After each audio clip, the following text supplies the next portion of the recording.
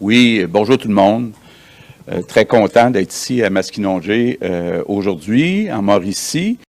Les nouvelles maisons des aînés, on va essayer encore plus de les accélérer, puis d'accélérer la construction. Évidemment, on a demandé un projet de loi, on va redéposer un nouveau projet de loi pour être capable d'accélérer toutes les autorisations.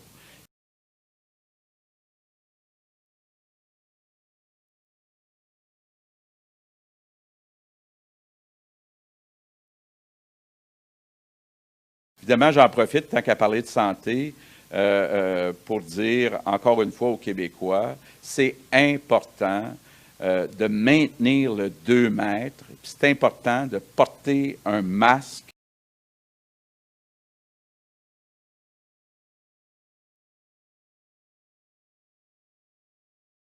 Je comprends que ce n'est pas idéal, mais c'est beaucoup mieux que de retourner au confinement. On ne veut pas retourner au confinement.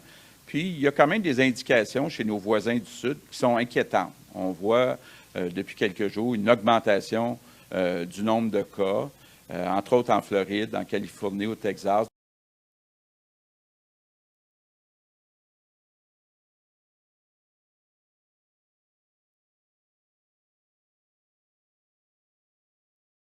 J'aimerais vous entendre sur votre appréciation de la gestion de la crise en Mauricie et qu'est-ce que vous espérez du CIUS Mauricie-Centre du Québec advenant une deuxième vague. Bon, effectivement, on a parlé de la préparation pour la deuxième vague.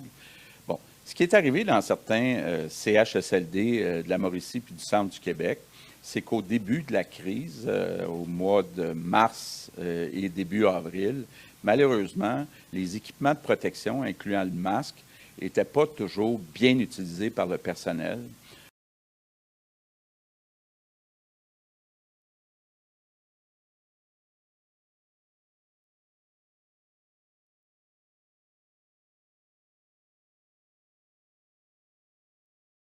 Moi, je veux être capable là, que tous les gens, d'ici 2 ans, là, aient une entente puis soient branchés Internet haute vitesse et au cellulaire. Mais effectivement, les maires m'en m'ont parlé aussi de beaucoup de dossiers qui traînent à cause des délais trop longs. J'ai senti un certain support à notre projet de loi 61, entre autres, pour réduire la durée des évaluations environnementales. Entre autres, pour réduire la durée des évaluations environnementales.